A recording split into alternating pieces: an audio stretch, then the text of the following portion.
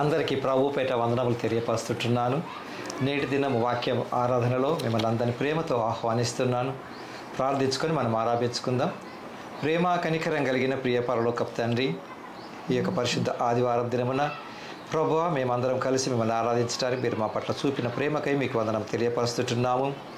అంతేకాకుండా వాక్యం ద్వారా ప్రభువా మేము బలపడుతూ దానిలోని సత్యమును మేము తెలుసుకుంటూ మీ ప్రేమను మరి ముఖ్యంగా మా పట్ల ఎలా కనపరిచినారో మేము తెలుసుకుంటున్నాము. అందుని బట్టి మీకు వందనములు. కొన్ని నిమిషములు ప్రభువా మేము వాక్యమును వింటూ ఉంటుండగా మీ సన్నిధిని మాకు తోడుగా ఉంచండి. మా జ్ఞానం కాదు కానీ మీ జ్ఞానం చేత దాన్ని చూచుటకును, చదువుటకును, గ్రహించుటకును, అన్వయించుటకును, బలపడుటకును ప్రభు సహాయం చేయమని, వాక్యం వింటున్న ప్రతి ఒక్కరికి కూడా ప్రభు మీ అనుభూతి పొందుకునే కృప చూపమని యేసు నామమున అడిగి వేడుకుంటున్నాను తండ్రి, ఆమెన్. ప్రియులారా, ఒక పాట పాడి మనం ప్రభుని ఆరాధిద్దాం.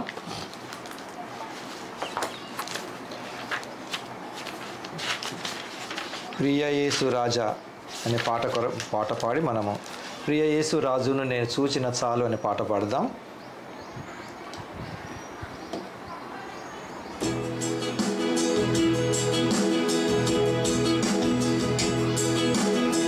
ప్రియ యేసు రాజును నేను చూచిన చాలు, మహిమలోనే నాయనతో నుంటే మేలు. ప్రియ యేసు రాజును నే చూచిన చాలు, మహిమలోనే నాయనతో నుంటే మేలు.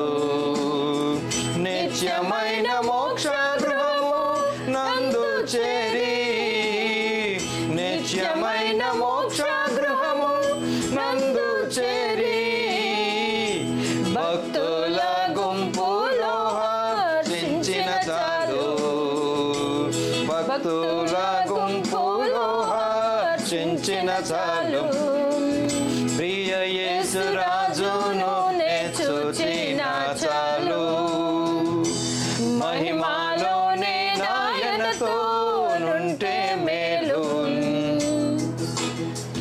యేసుని రక్తమందు కడుగబడి, వాక్యం చే నిత్యం భద్రపరచబడి, యేసుని రక్తమందు కడుగబడి, వాక్యం చే నిత్యం భద్రపరచబడి,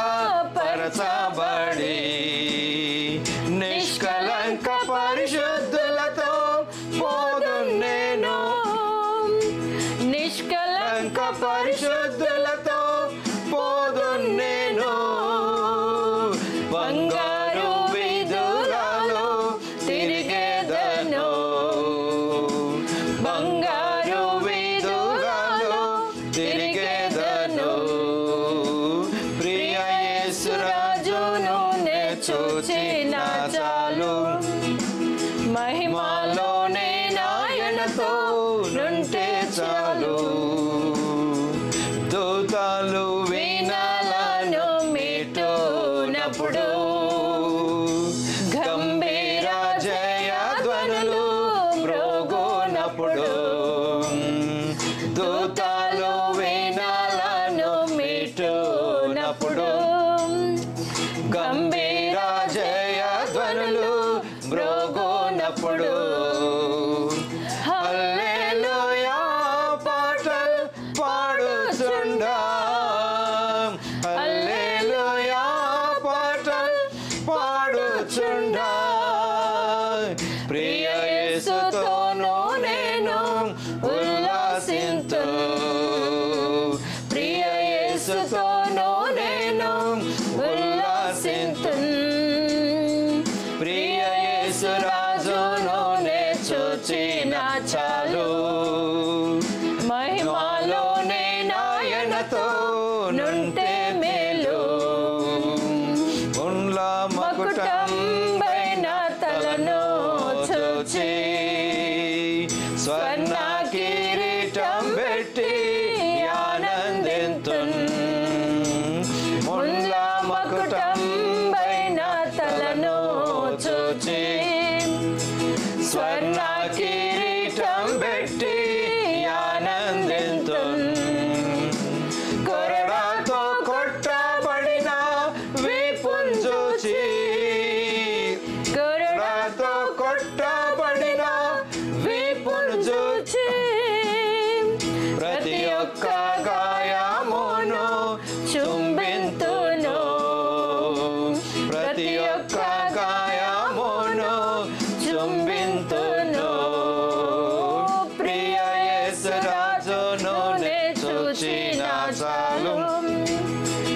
మహిమలోనే నాయనతో నుంటే మేలు. హృదయము స్తుతులతో నింపబడే నా భాగ్య గృహమును ఉంచుచుంటే. హృదయము స్తుతులతో నింపబడే నా భాగ్య గృహమును స్మరించుచుంటే. హల్లెలూయా ఆమేన్, హల్లెలూయా, హల్లెలూయా ఆమేన్, హల్లెలూయా. వర్ణింపన నాలుక చాలదయ్యా, వర్ణింపన నాలుక చాలదయ్యా. ప్రియ యేసు రాజును నే చూచిన చాలు. మహిమలోనే నాయనతో నుంటే మేలు. ఆహాయ భూర ఎప్పుడు ధ్వనించును. ఆహా నాయాశ ఎప్పుడు తీరుతుందో. ఆహాయ భూర ఎప్పుడు ధ్వనించును. ఆహా నాయాశ ఎప్పుడు తీరుతుందో. తండ్రి నా కన్నీటిని తుడుచునెప్పుడో. తండ్రి నా కన్నీటిని తుడుచునెప్పుడో. ఆశతో వేచి ఉండే నా హృదయము. ఆశతో వేచి ఉండే నా హృదయము. ప్రియ యేసు రాజును నే చూచిన చాలు. మహిమలోనే నాయనతో నుంటే మేలు. ప్రియ యేసు రాజును నే చూచిన చాలు. మహిమలోనే నాయనతో నుంటే మేలు. ప్రియులారా, ప్రభు మనకిచ్చినటువంటి మరొక అవకాశమును బట్టి ప్రభువుకు వందనములు. అంతేకాకుండా చాలా వరకు మనం వాక్యం వింటున్నప్పుడు లేదా ఆరాధనకు వచ్చినప్పుడు కూడా ప్రజలలో ఎప్పుడు ఎక్స్పెక్టేషన్స్ అంటే నేను ఇలా మేలు పొందుకోవాలి, ఇలా మేలు పొందుకోవాలి, ఇలా ఆశీర్వదింపబడాలి అని అనుకుంటాము. అది ఓకే, కరెక్టే. కానీ అసలు నేను ఎలా జీవించాలి, నాలో ఎలా మార్పులు రావాలి అన్నది కూడా నేను తెలుసుకుంటే ఇంకా మీరు ఏమంటే ఆరాధనకి ఎందుకు వస్తున్నామనంటే ఓకే ఆశీర్వాదముల కొరకు అని అనుకుంటే కొంతవరకే అది కరెక్ట్ అండి. నేను ఆశీర్వదింపబడతాను ఎప్పుడు వాక్యానుసారంగా నేను జీవించగలుగుతుంటున్నప్పుడు, వాక్యాన్ని అనుసరించి నాలో కావలసినటువంటి మార్పులు నేను తెచ్చుకుంటున్నప్పుడు నేను ఆనందంగా ఉండగలను. కానీ నా ఆనందాన్ని కొన్నిసార్లు అడ్డుకుంటూ నేను ఒక బౌండరీ పెట్టుకుంటాను. నేను ఎప్పుడు ఆనందించగలను అని అంటే నేను కొన్ని బౌండరీస్ పెట్టుకుంటున్నప్పుడు ఆ బౌండరీలోనే నేను ఉండిపోతాను. బౌండరీ అంటే ఏంటంటే మామూలు భాషలో వాడుక భాషలో చెప్పాలంటే కొద్దిమంది గిరిగీసుకొని ఉంటారు. ఒక చక్రం తన చుట్టూ ఒక పరిధి పెంచుకో. పరిధులు అవసరమే, బార్డర్స్ అవసరమే. కానీ ఆయా సందర్భాలను బట్టి ఒక్కొక్కసారి ఆ బౌండరీ నువ్వు క్రాస్ అవుతేనే నువ్వు మేలు పొందుకుంటావు. ఇప్పుడు యేసు ప్రభు మన కొరకు వచ్చినాడు ఈ లోకానికి, పరమును వీడినాడు. పరలోకం వేరు, భూలోకం వేరు కదా. మరి ఆ పరలోకంలో ఆ బౌండరీ నాది, నేను ఇక్కడే ఉంటానని దేవుడు అనుకోలేదు, దేవుని కుమారుని పంపలేదు. నేనెందుకు మనుషుల కొరకు కలవరి శిలువ పైన ప్రాణాన్ని పెట్టాలని యేసు ప్రభు కూడా అనుకోలేదు. చూడండి, ఇక్కడ నేటి దినం యొక్క వాక్యంలో మనం వినబోతున్నటువంటి అంశం కూడా ఏమిటి అని అంటే బౌండరీస్ని, సరిహద్దులను అప్పుడప్పుడు నువ్వు క్రాస్ కావాలి. అంటే ఇది నెగటివ్ మీనింగ్తో కాదండి, నేను మేలు పొందుకోవటం కొరకు. నా ఉదాహరణకి కొద్ది వ్యక్తులలో, కొద్ది మందిలో ఆయా విభేదాలు ఉండి ఉంటాయి. నేను ఎట్టి పరిస్థితిలో వీళ్ళ దగ్గరికి వెళ్ళను, నేను ఎట్టి పరిస్థితులలో ఈ ప్రాంతంలో నివసింపను. ఎందుకండి అంటే స్థితులను చూసుకుంటూ ఉంటుంటారు. పైగా ఆ వ్యక్తి తక్కువ వాడు, నేను గొప్పవాడను. నాకు ఎట్టి పరిస్థితుల్లో నాకు దాహం వేసినా కూడా ఆ వ్యక్తి ద్వారా నేను నీళ్లు తాగను. వాళ్ళ ఇంటికి నేను భోజనానికి ఇవేనండి పరిధులు. అంటే నేనేదో చెప్పేది నేషనల్ ప్రొటెక్షన్ కొరకు, అంటే జాతి మన సరిహద్దులు కాపాడుకోవడానికి కొరకు నేను మాట్లాడుతున్నటువంటి, మరి అటువంటి అప్పుడు ఇంటికి తాళం ఎందుకండి, ఇది గురించి కాదు నేను మాట్లాడుతున్నది. మానసికంగా మనం కొన్ని హద్దులు పెట్టుకుంటూ ఉంటుంటాం. నేను నీతో ఇక మాట్లాడను, నేను వాళ్ళ ఇంటికి వెళ్ళను, ఇవి బౌండరీస్, వీటిని కూడా బౌండరీస్ అంటారు. పైగా నాకు ఆకలి వేసినా పర్వాలేదు కానీ నీ ఇంట నేను భోజనం ఈ విషయంలో ఇప్పుడు మన అంశం ఏంటిదనంటే, నా విశ్వాసాన్ని, నా దేవుడి మీద నాకున్న నా విశ్వాసము ఈ బౌండరీస్ని కూడా క్రాస్ కాగలిగితే నేను మేలు పొందుకుంటాను. అదే మనం అపోస్తలుల కార్యంలో చూద్దాం. అపోస్తలుల కార్యము 10వ అధ్యాయంలో, అపోస్తలుల కార్యము 10వ అధ్యాయం 24వ వచనం నుంచి చూడండి. మరునాడు వారు కైసరలోకి ప్రవేశించి అప్పుడు కొర్నేలి తన బంధువులను ముఖ్య స్నేహితులను పిలిపించి వారి కొరకు కనిపెట్టి ఉండెను. ఇక్కడ కొర్నేలి అనే అతను బౌండరీస్ ఎలా దాటినాడన్న విషయాన్ని మనం చూడాలి. అంటే చూడండి, అవసరమే. కానీ కొన్ని సందర్భాలలో ఈ పేతురు వీళ్ళను కొర్నేలి గమనించినాడు. ఎంత దైవభక్తి కలిగినటువంటి వ్యక్తులుగాను దేవుడి యొక్క శక్తి వీరిలో ఉందని ఆయన గ్రహించి కొర్నేలి ఇక్కడ ఏం చేసినాడండి, పేతురును వాళ్ళ ఇంటికి పిలిపించుకున్నాడు. ఇక్కడ జరిగిన విషయం ఇప్పటికి కూడా మనలో అనేకులకండి మనం ఎలా ఉంటుందంటే, వాళ్ళు మా ఇంటికి వస్తే వేరే వాళ్ళు ఏమనుకుంటారోనన్న ఆ యొక్క కొంచెం చిన్న అభద్రతా భావము మనల్ని కొంచెం పీడిస్తూ ఉంటుంది. కానీ ఫ్రెండ్స్, కొన్ని సందర్భాలలో నువ్వు నీ బౌండరీ దాటకుండా ఉంటే నీ పరిధిలోనే ఉన్నట్టు నీ మేలు పొందుకోలేవండి. ఓకే, విశాలత పెంచాలి. కాబట్టి దాని గురించినటువంటి విషయంలో ఇక్కడ ఏమంటున్నాడు, పేతురు లోపటికి రాగానే, యాక్చువల్గా కొర్నేలి కూడా ఎవరెవరిని పిలిచినాడు, కొర్నేలి తన బంధువులను ముఖ్య స్నేహితులను పిలిపించి వారి కొరకు కనిపెట్టుకొని ఉండెను. పేతురు లోపలికి రాగా కొర్నేలి అతనిని ఎదుర్కొని అతని పాదముల మీద పడి నమస్కారము చేసెను. ఇక్కడ పేతురును వాళ్ళ ఇంటికి పిలిపించుకున్నాడు. పేతురు ఎవరు? పేతురు జాలరి. ఇక్కడ ఆ భేదం ఏమి లేకుండగా పేతురును ఇతను పిలిపించుకున్నాడు. ఇతని కొర్నేలి తన ఇంటికి పిలిపించుకున్నాడు. అక్కడ యాక్చువల్గా ఇప్పుడు దీన్ని బట్టి ఏమర్థం అవుతుందంటే, మనలో కూడా చూడండి, ఇది విశ్వాసానికి సంబంధించింది. నేను మామూలుగా ఉండేటటువంటి పద్ధతులు విధి విధానాల గురించి కాదు నేను మాట్లాడుతున్నది. వాక్యంలో జరిగినటువంటిది కొర్నేలి దేవుడి యందు ఉంచిన విశ్వాసం ఏమిటి అని అంటే, తన హద్దులను దాటి పేతురుని ఇంటికి పిలిపించుకున్నాడు. ఈ పేతురును తన ఇంటికి పిలిపించుకున్న తర్వాత అంతేకాకుండా ఆయన పాదముల మీద పడి నమస్కారం చేస్తాడు. అప్పుడు పేతురు ఏమన్నాడండి, నీవు లేచి నిలువుము, నేను కూడా నరుడినే అని చెప్పి అతని లేవనెత్తను.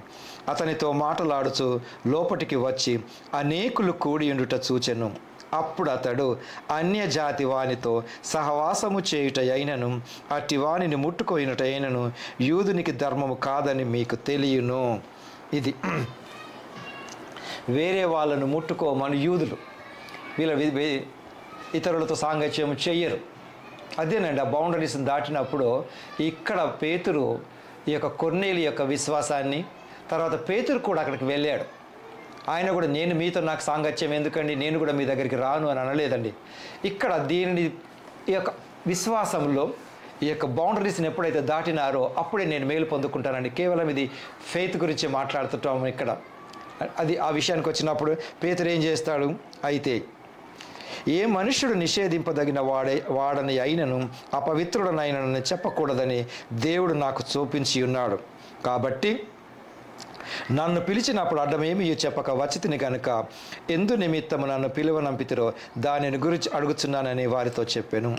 అందుకు ఇక్కడ కొర్నేలితో అంటాడు, యాక్చువల్గా చెప్పాలి అని అంటే ఈ యొక్క సాంప్రదాయాల ప్రకారం సాంగత్యం ప్రకారం యూదులకు మాకు సంబంధం ఇలా ఉండకూడదని అంటారు. కానీ మీరు పిలిచిన విధానాన్ని బట్టి నేనేమి అడ్డు చెప్పకుండా మీ దగ్గరికి వచ్చినా పేతురు అంటాడు. కొన్ని సందర్భాలలో మనల్ని పిలిచినప్పుడు కూడా ఫ్రెండ్స్ స్టేటస్ చూస్తూ ఉంటుంటారు. నేను వాళ్ళ ఇంటికి వెళ్తే వాళ్ళు ఏమనుకుంటారోనని స్టేటస్. ఇక్కడ కొర్నేలిలో ఉన్నటువంటి విశ్వాసాన్ని చూసి పేతురు అక్కడికి వస్తాడు. ఆయన విశ్వాసం ఏంటండి, పేతురు గారి ద్వారా తప్పకుండా నేను ఒక మేలు పొందుకుంటానని ఆయన అనుకున్నాడు. పేతురు వచ్చినాడు. పేతురు రావటమే కాదండి, పేతురు మా ఇంటికి వస్తున్నాడని చెప్పి కొర్నేలి ఎంతోమందిని పిలిచాడు. చూడండి, వాళ్ళు ఎవరెవరు అన్నది బంధువులు, ముఖ్య స్నేహితులు అనగానే సేమ్ గ్రూప్ వాళ్ళు, సేమ్ కమ్యూనిటీ వాళ్ళు ఉండరు కదా, అందరూ ఉంటారు కదా. ఈ విశ్వాసం అన్నది నీలో పని చేస్తున్నప్పుడు బౌండరీస్ నీకు అడ్డు రావు.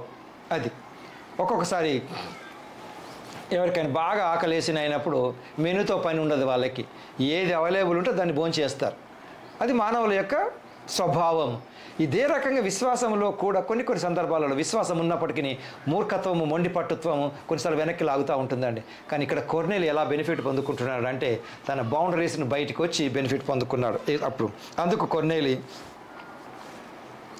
4 దినముల క్రిందట పగలు 3 గంటలు మొదలుకొని ఈ వేళ వరకు నేను ఇంట ప్రార్థన చేయుచుండగా ప్రకాశమైన వస్త్రములు ధరించుకున్న వాడు ఒకడు నా ఎదుట నిలిచి, కొర్నేలి, నీ ప్రార్థన వినపడెను, నీ ధర్మకార్యములు దేవుని సముఖమందు జ్ఞాపకముంచబడి ఉన్నవి గనుక నీవు యొప్పేకు వర్తమానము పంపి పేతురు అను మారు పేరు కలిగిన సీమోనును పిలిపించుము. అతడు సముద్రపు ధరనున్న చర్మకారుడైన సీమోను ఉంట దిగి ఉన్నాడని నాతో చెప్పాను. వెంటనే నిన్ను పిలిపించి తిని నీవు వచ్చినది మంచిది. ఇక్కడ పేతురు ఎవరింట్లో ఉన్నాడండి? చర్మకారుని ఇంట్లో ఉన్నాడు. బట్ కొర్నేలికి, కొర్నేలి కూడా ఎంత ప్రార్థనా పరుడో చూడండి. రాత్రి వేళ ప్రార్థన కాదండి, పగటి వేళ అంటాడు. పగటి వేళ 3 గంటల వరకు ప్రార్థన చేస్తున్నప్పుడు ఆయనకు ఒక దర్శనం కలిగింది. ఆ దర్శనంలో చూసినటువంటి విధంగా ఆ దర్శనంలో ఏం కలిగింది ఆయనకి? మారుపేరు కలిగిన పేతురు అని మారుపేరు కలిగిన సీమోను పిలిపించుము, ఆయన ఎక్కడున్నాడో కూడా అడ్రస్ చెప్తాడు. అప్పుడు ఈ యొక్క కొర్నేలి పేతురును పిలిపించుకుంటాడండి. పేతురు ఎవరింట్లో ఉన్నాడు? చర్మకారుని ఇంట్లో ఉంటున్నాడు. అయినప్పటికీ అక్కడి నుంచి నా దగ్గరికి రాకూడదు అని ఏమీ అనుకోలేదండి ఇవి. కాబట్టి ఫ్రెండ్స్, కొన్ని సందర్భాలలో నీ బౌండరీస్ దాటకుండగా, అగైన్ బౌండరీస్ అంటేనండి ఈ యొక్క యేసు ప్రభువును అంగీకరించే విషయంలో కూడా అనేకులకు అది మనది కాదు, మాకు సంబంధించింది కాదు అనే అపోహలలో చాలామంది ఉంటున్నారు. అది కాదండి. ఇక్కడ వీళ్ళు ఎలా బెనిఫిట్ పొందుకున్నారు? అప్పుడు పేతురు ఒక మాట అంటాడు, 34వ వచనం, దేవుడు పక్షపాతి కాడని నిజముగా గ్రహించి ఉన్నాను. ప్రతి జనములోనూ ఆయనకు భయపడి నీతిగా నడుచుకున్న వారిని ఆయన అంగీకరించును. యేసు క్రీస్తు అందరికీ ప్రభువు. అది ఫ్రెండ్స్, దీని అర్థం ఏంటంటే చాలామందికి ఈ లోకంలో ఉండేటటువంటి హోదాను బట్టి అంతగా యేసు ప్రభు చెంతకు రావటానికి ఇష్టపడరు. ఎవరైతే తమ హద్దులను దాటి దేవుడిని నిజంగా గుర్తించగలరు, నా పరిధిలో ఉన్నంత వరకు నేను సత్యాన్ని నేను గుర్తించలేను. అదే రకంగా ఇంకో ఉదాహరణ కూడా బైబిల్లో చూద్దాము. యోహాను సువార్త 4వ అధ్యాయంలో కూడా సమరయ స్త్రీని యేసు ప్రభు నీళ్ళు అడుగుతాడు. నాకు దాహమునకిమ్మని అన్నప్పుడు, యూదుడవైన నీవు సమరయులతో సాంగత్యం చెయ్యరు కదా అని సమరయ స్త్రీ అంటూ, అప్పుడు ఆమె కూడా యేసు ప్రభు అంటే తను కూడా తన బౌండరీస్లోనే ఉండిపోయింది. మాకు సాంగత్యం ఉండదు కదా అని చెప్పి అతనితో మాట్లాడడం మొదలు పెడతా ఉంటుంది. బట్ యేసు ప్రభుతో కొంత సమయం మాట్లాడిన తర్వాత ఆమెలో విశ్వాసం పెరిగిందండి. అసలు నీతో మాట్లాడటమే కుదరదండి, మీరెవరు, మేమెవరు, మాకు సాంగత్యం ఉండదు కదా అని. బట్ సమరయ స్త్రీ కుండను విడిచి ఊరిలోనికి వెళ్ళి అనేకులకు క్రీస్తును చెప్పగలిగిందంటే క్రీస్తు యొక్క ప్రేమను ఆమె పొందుకున్నది, క్రీస్తు యొక్క సమాధానం ఆమె పొందుకున్నది. గ్రామంలోనికి వెళ్ళి ఈయన క్రీస్తు కాడా అని చెప్పి ప్రకటించగలిగిన ధైర్యం, అక్కడ ఆమె కూడా తన బౌండరీని బ్రేక్ చేసింది. ఎలా? ఆ విశ్వాసం ఏంటండి? నాకెందుకు వచ్చిన గొడవ అండి, నా గురించి ఇతరులు ఏమనుకుంటారో, అయినా మేము ఇది కదా, మీరు అది కదా, మాకెందుకు వచ్చిన గొడవ అని అనుకోలేదు. యూదుడవైన నీవు సమరయుల స్త్రీడు నువ్వు దాహంనకిమ్మని ఎలా అడుగుతున్నావు అంటుంది. అది బౌండరీ. ఇప్పుడు అతనితో మాట్లాడిపోయిన తర్వాత ఈ బౌండరీని బ్రేక్ చేసి మరి గ్రామంలోనికి వెళ్ళి ఎంతోమందితో మాట్లాడింది కదండి. అంటే ఏంటి? వీరికి చెప్పాలి, నేను యూదులకే చెప్పను, ఈ సమరయులకే చెప్తాను, వీళ్ళకే చెప్తాను అనుకోలేదు. అతని దేవుడిలో ఉండేటటువంటి శక్తి, గొప్పతనం ఎలా వర్కౌట్ అయిందంటే ఆ బౌండరీస్ బ్రేక్ చేసుకొని గ్రామంలోనికి వెళ్ళి చెప్పగలిగిద్దండి. అది దేవుడి యొక్క గొప్పతనం. ఫ్రెండ్స్, వాక్యం వింటున్న మనం కూడా కొన్ని సందర్భాలలో చాలా ఈ బౌండరీస్ అనగానే దేవుడితో కొన్ని క్వశ్చనర్ పెట్టుకుంటూ ఉంటుంటారు. దేవుడు నాకు ఇలా ఎందుకు చేసినా, నాకు ఇది జరిగితేనే అది చేస్తుంది, ఇది చేస్తాను, అది నాకు అలా చేస్తేనే ఇలా చేస్తాను, నాకు ఇలా చేస్తేనే అలా చేస్తాను. ఇది అనుకోవటం కూడా ఒక బౌండరీనేనండి. నాకే కనుక ఉద్యోగం వస్తే మొదటి జీతం నీకే ఇస్తాను, అది బౌండరీ. ఏంటది? నాకే కనుక దేవుడు మంచి ఆరోగ్యాన్ని ఇచ్చినట్లయితే నేను సాక్ష్యం చెప్తాను అంటే ఇదేంటిది? ఇది జరిగితే నేను ఇది చేస్తానంట. ఇదంతా బౌండరీస్ అండి. కండిషన్స్ తోటి కూడింది దేవుడి యొక్క ప్రేమ కాదు. షరతులు లేనిదే దేవుడి యొక్క ప్రేమ అండి. దానికి నువ్వంటూ నిర్ణయించుకున్నటువంటి బౌండరీస్లో పైగా ఇంకా కొద్దిమందికి ప్రశ్నార్థకమైనటువంటి జీవితంలోనే ఉంటారు. దేవుడు తన ప్రేమను అనేకులకు, దేవుడు పక్షపాతి కాడు. ఈ బౌండరీస్ అన్ని మానవులు పెట్టుకున్నవి. అలాగని కండిషన్స్ అప్లై. నువ్వు ఉండేటటువంటి గ్రామంలో కొన్ని సరిహద్దులు పెట్టుకుంటూ ఉంటుంటారు. మెయిన్ గేట్ ఒకటి ఉంటుంది, గేటెడ్ కమ్యూనిటీ అంటే ఉంటుంటారు. రాత్రి 12 తర్వాత ఎవరు బయట తిరగకుండా ఉంటే మంచిది అంటూ ఉంటుంటారు. వాచ్మెన్ ఉంటాడు, వెహికల్స్కి ఎంట్రీ ఇస్తాం. This all rules and regulations.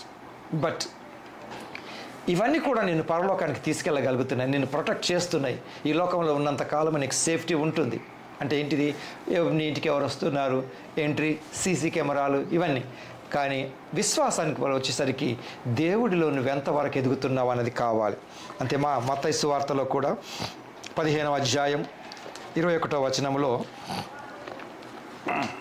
యేసు అక్కడ నుండి బయలుదేరి తూరు సీదోనుల ప్రాంతములకు వెళ్ళగా ఇదిగో ఆ ప్రాంతం నుండి కనాను స్త్రీ ఒకటి వచ్చింది. ఇక్కడ కనాను స్త్రీ, అక్కడ కొర్నేలిసి పేతురు వేరేది, ఇక్కడ పైగా సమరయ స్త్రీ గురించి చెప్పాను. తర్వాత ఇక్కడ కనాను స్త్రీ ఒకటి వచ్చి, ప్రభువా, దావీదు కుమారుడా, నన్ను కరుణింపుము, నా కుమార్తె దయ్యము పట్టి బహు బాధపడుచున్నదని కేకలు వేశాను.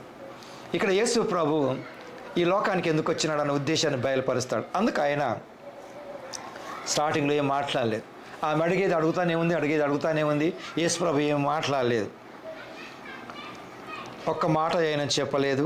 అప్పుడు ఆయన శిష్యులు వచ్చి, ఈమె మన వెంబడి వచ్చి కేకలు వేయుచున్నది కనుక ఈమెను పంపివేయమని ఆయనను వేడుకొనగా శిష్యులు వచ్చారు. యేసు ప్రభుతో అంటున్నప్పుడు ఏమని, ఆమెను పంపించండి సార్, ఎందుకు మనకు వచ్చిన గొడవ, ఆమె కనాను స్త్రీ మనకెందుకు వచ్చింది అన్నప్పుడు యేసు ప్రభు ఆమె యొక్క విశ్వాసాన్ని మనం తెలుసుకోవటం కొరకు, యేసు ప్రభుకు తెలియటం ఉంది కాదండి, మనం తెలుసుకోవటం కొరకు ఆయన ఇశ్రాయేలు ఇంటి వారై నశించిన గొర్రెల యుద్ధకే కానీ మరి ఎవరి యుద్ధకు నేను పంపబడలేదా నేను. యేసు ప్రభు చెప్తాడు, ఇశ్రాయేలు దగ్గరికి నేను వచ్చినానమ్మా, మీ దగ్గరికి కాదు అన్నప్పుడు ఆమె విశ్వాసం కూడా చూడండి, విడిచిపెట్టుకోకుండా ఆమె ఏమంటుంది, ఆమె వచ్చి ఆయనకు మొక్కి, ప్రభువా నాకు సహాయం చేయమని, అవుట్ ఆఫ్ ఛానల్ అంటారు దీన్ని. నువ్వు వచ్చింది ఇజ్రాయేలీల కొరకే, కరెక్టే, కానీ నాకు సహాయం చేయంటు. ఏమంటే నా వల్ల కాదు అని మానవులు అయితే అంటుంటారేమో, కానీ దేవుడి ప్రేమలో కనబడుతుంది కాబట్టి నాకు సహాయం చేయమని అడిగారు. అందుకు ఆయన పిల్లల రొట్టె తీసుకొని కుక్క పిల్లలకు వేయట యుక్తం కాదని చెప్పాను. ఏమంటాడు, పిల్లలకి ఇచ్చే రొట్టెని తీసి నేను కుక్కకి వేయలేను కదా అంటాడు. ఇదంతా కూడా యేసుప్రభువుకు తెలుసు. ఆమె విశ్వాసాన్ని మనం తెలుసుకోవటం కొరకే ఈ రకంగా మాట్లాడుతున్నాడని చెప్పగా, అవును నిజమే అని ఆమె ఏమంటుంది, నిజమే ప్రభువా, కుక్క పిల్లలు కూడా తమ యజమానుల బల్ల మీద నుండి పడు ముక్కలే తినుడు కదా, మరి ఆ రొట్టె ముక్కలు మాత్రం ఎక్కడి నుంచి వస్తాయండి, పిల్లలు తింటుంటే కింద పడ్డ ముక్కలే కదా. అంటే నీవు ఇశ్రాయేలులకు ఏదైతే ఇస్తున్నావో దాంట్లో కొంత భాగం నాకు ఇచ్చి, ఆ కింద పడ్డదే అనుకో అన్నట్టుగా. అంటే ఆమె కూడా చూడండి, ఆ కుక్క పిల్లలను యేసుప్రభు పిల్లల విడిచిపెట్టి కుక్క పిల్లలకి వేయాలన్నప్పుడు కొద్దిమంది అనుకుంటూ ఉంటుంటారండి, ఏంటంటే అంటే నన్ను కుక్కగా పోలుస్తున్నావు అని అనుకునే అవకాశం లేకపోలేదు. అయినా కూడా ఏమంటుంది ఆమె, సరే ఆ కుక్క పిల్లలు కూడా ఎక్కడి నుంచి తింటాయండి, పై బల్ల నుంచి పడితేనే కదా, నాకు కొంచెం వేయండి అని ఈమె అడిగింది. అప్పుడు యేసు ప్రభు పలికిన మాట ఏంటంటే, అందుకు యేసు, నీ విశ్వాసము గొప్పది, నీవు కోరినట్లే నీకు అవునుగా కానీ ఆమెతో చెప్పాను. ఆ గడియలోనే ఆమె కుమార్తె స్వస్థత. ఇదండి. సో ఒక్కొక్కసారి పట్టుదల ఎట్లుంటుందంటే, నేను 2-3 సార్లు ప్రేయర్ చేస్తాను తర్వాత మానుకుంటాను, అది పట్టుదల కాదు. నీ యొక్క నాకు శాయశక్తుల, నా శక్తి ఇంతే కానీ శక్తికి మించి చేస్తాను, అది అవుట్ ఆఫ్ బౌండరీ. నేను పరిధి గీసుకొని వాడికి చూస్తాను అవుతుందో కాదండి. నీ యొక్క పరిధి నువ్వు పెంచుకోకపోతే నీ యొక్క ఆత్మీయతలోను ఆధ్యాత్మిక విషయంలోనూ నీకు సెక్యూరిటీ, సేఫ్టీ తక్కువగా ఉంటుంది. కాబట్టి ప్రియులారా, నీ యొక్క ప్రయత్నము నీ బౌండరీకి మించి ఉండాలి. నీ యొక్క పరిధి దాటితేనే నువ్వు మేలు పొందుకోవాలి. ఇక్కడ మనం చూసినటువంటి 3 కేసెస్లోనూ మేలు పొందుకున్నాం. అంతేకాకుండా నీవు దేవుడి ఇంకా బలంగా ఉండటం కొరకు 125వ కీర్తన 125వ కీర్తన 125 సామ్, యెహోవా యందు నమ్మిక ఉంచువారు కదలక నిత్యము నిలుచు సీయోను కొండ వలె నుందురు. ఇప్పుడు యెహోవా యందు నిలుచువారు మనందరం నిలుచున్నామని మనం అనుకుంటూ ఉన్నప్పటికీ కూడా ఇతను యెహోవా యందు ఉండటం కొరకు మానవులలో ఉండేటటువంటి అభద్రతా భావమేనండి. మనం పెంచుకుంటున్నటువంటి ఈ యొక్క స్టేటస్ ఒక్కొక్కసారి మనం అడ్డుకుంటూ ఉంటుంది. ఒక్కొక్కసారి మనం కొన్నిటికి అలవాటు పడిపోతాం. ఇదే ఒక హై లెవెల్కి అలవాటు పడిపోయిన తర్వాత మళ్ళీ లో లెవెల్కి రావడానికి అంతగా ఇష్టపడదు. కానీ పరిస్థితులను బట్టి ఒక్కొక్కసారి లో లెవెల్కి పోక తప్పదు. అంటే నేను స్టేటస్ హై లో అని చెప్పటం కాదు ఇక్కడ మెయిన్ ఉద్దేశం. కానీ ఏంటంటే మేము ఎలా ఉండగలము అని అనుకుంటుంటాం. కానీ దాన్ని యేసు ప్రభు నిన్ను నువ్వు తగ్గించుకుంటే నువ్వు మేలు పొందగలవు. నీలో ఉండేటటువంటి అహాన్ని తీసివేసుకొని సాధారణ మానవుడిగా దేవుడి ఎదుట కనుక మోకరించగలిగితే నువ్వు మేలు పొందుకోగలవు. నేను అడుగుతానండి, దేవుడికి తెలియదా దేవుడు ఇవ్వాలి? అది కాదు. కాబట్టి దేవుని యందు నువ్వు నమ్మకం ఎలా ఉంచుతుంటున్నావు?